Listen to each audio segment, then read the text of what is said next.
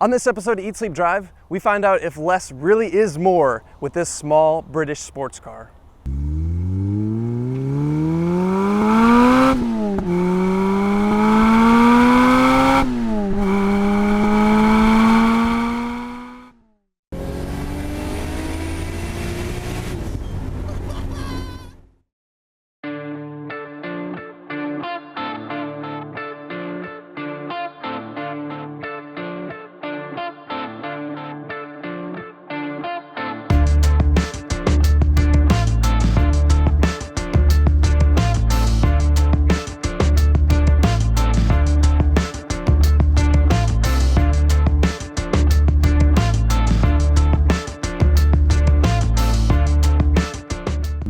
So today, I have a hat on, and me having a hat on, I guess, isn't that special, but the reason why I have a hat on is special, and that's because I'm in the Lotus Elise, and the roof is off. When I did the S2000 review, I had the top on, and I was eaten alive by the YouTube commenters because I did not get the full experience according to them. Well, here's the thing, YouTube commenters, the roof is off today, and I'm getting the full experience.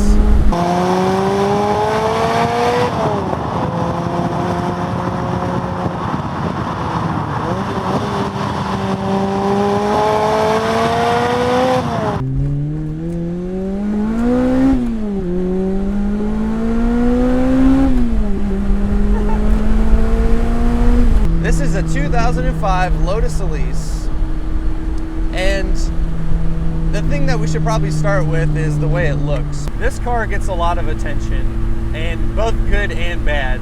I will say I've owned many cars over the years, I've driven many cars, and this thing turns heads more than any car that I've ever driven.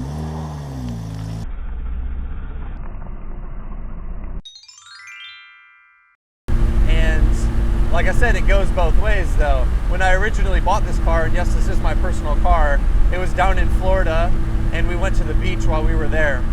And while we were at the beach, I had just parked and I was putting stuff away in the car, and see, there you go. You're getting thumbs up. That seems staged, but no, somebody just drove by and gave me a thumbs up. Anyways, on the beach, and somebody's driving by on the beach, and it's some younger kid, and he goes, "Look what daddy's money can buy." Right, buddy, right. Despite the fact that I have saved up and purchased this car, people want to hate. But in the same token, I can tell you that on that road trip back from Florida, which was 1,000 miles, at almost every single gas station, someone came up and had something to say about the car. It was mostly positive. A lot of people were interested in the fact that it has, just very unique styling, and they're like, "What is that? Is that a Ferrari?" No, it's a Lotus. So there's that. But, people, it just draws a lot of attention, and it's not why I bought this car by any means. I bought this car because it's an absolute blast to drive, and I hope that comes across in this video, but you have to understand that people will look at you differently in this car than most other cars.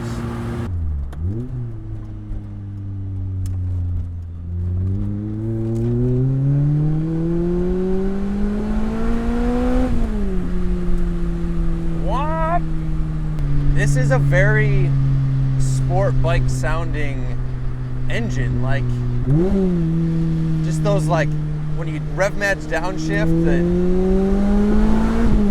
and then you get on it, it's just it wants to rev very much, which is very sport bike-esque, and it just has a racy tone to it that you get with sport bikes, and I love that about this car. Admittedly, this car has a stage 2, that's what they call it, Lotus exhaust, so it's certainly louder than a standard one, but for a 1.8 liter, it sounds pretty damn good.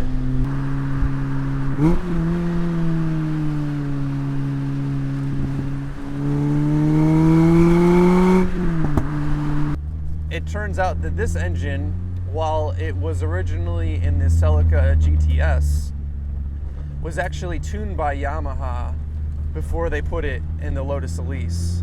So go figure, a sport bike company makes an engine that sounds like a sport bike.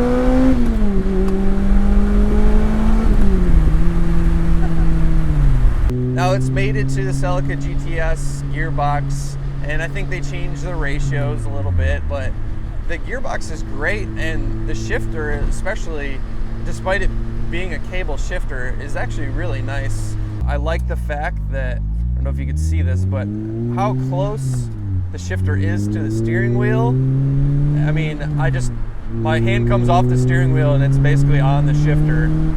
So as far as ergonomics go, I'm very low in the car. The shifter to steering wheel ratio is quite good. I mean, you know, it's a driver's car. It's very driver focused, and you would expect that from a driver's car, but it certainly helps the experience that you get in this Lotus.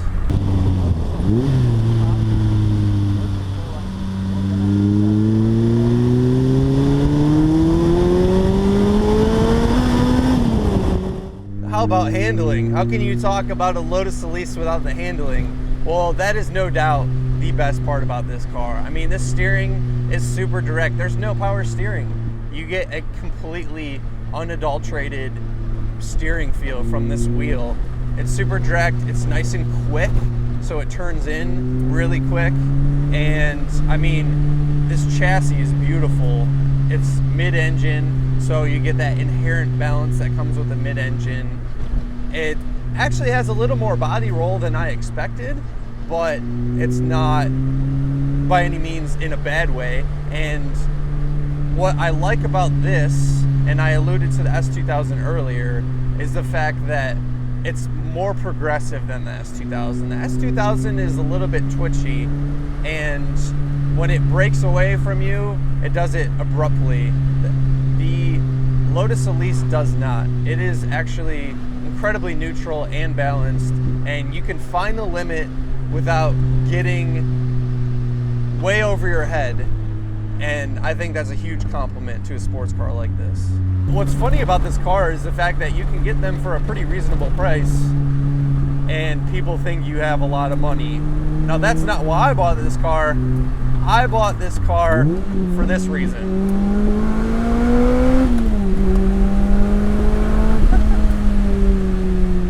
It's a riot, man.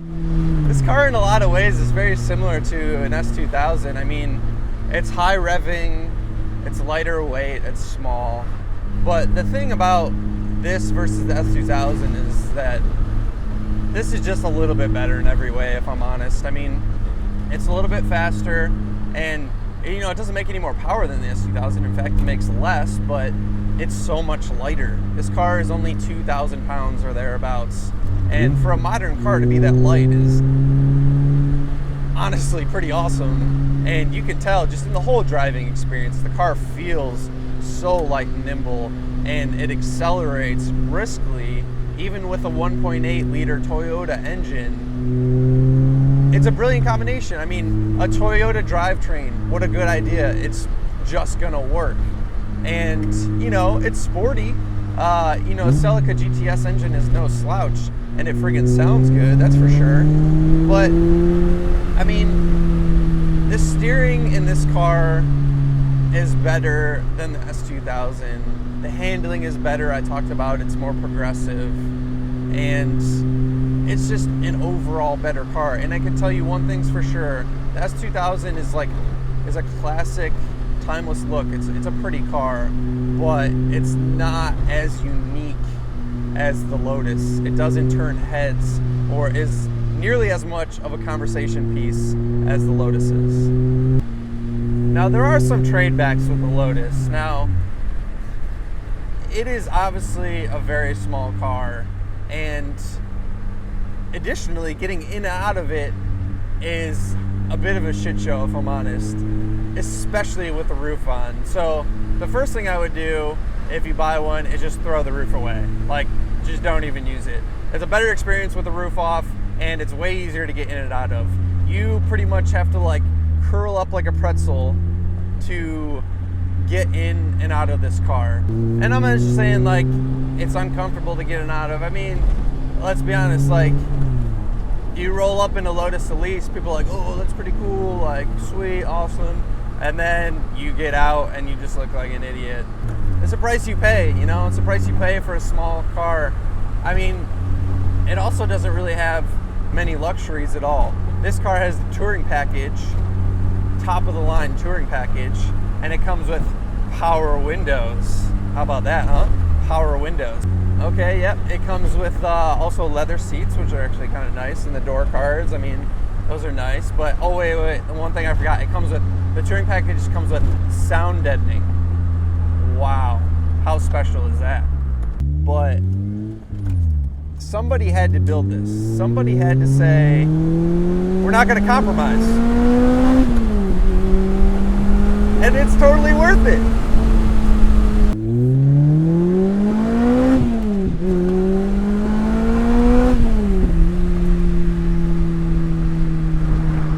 Summing this car up is quite difficult. I mean, obviously, admittedly, this can't be your only car. Like, it's like not practical to the extreme. I mean, a BRZ is not practical, but this is like really not practical.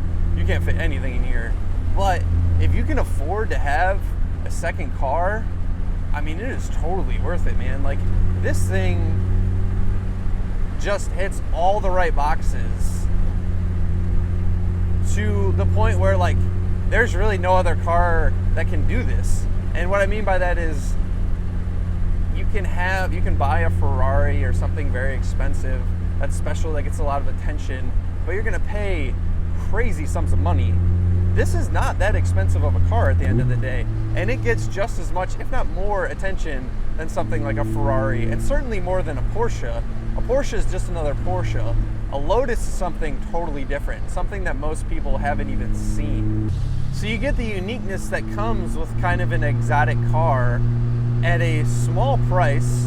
You can find these kind of cheap, and they hold their value like crazy. And it's a blast to drive. It's plenty fast. It hits that perfect sweet spot of being fast enough to have fun, but not too fast to where you're just gonna like instantly lose your license. So it's right in the middle, fast enough, not too fast. It handles beautifully. What more is there to say? I mean, it's a fantastic car. If you haven't driven one, go drive one. If you can find one and you can pull it off, go buy it. It's that simple.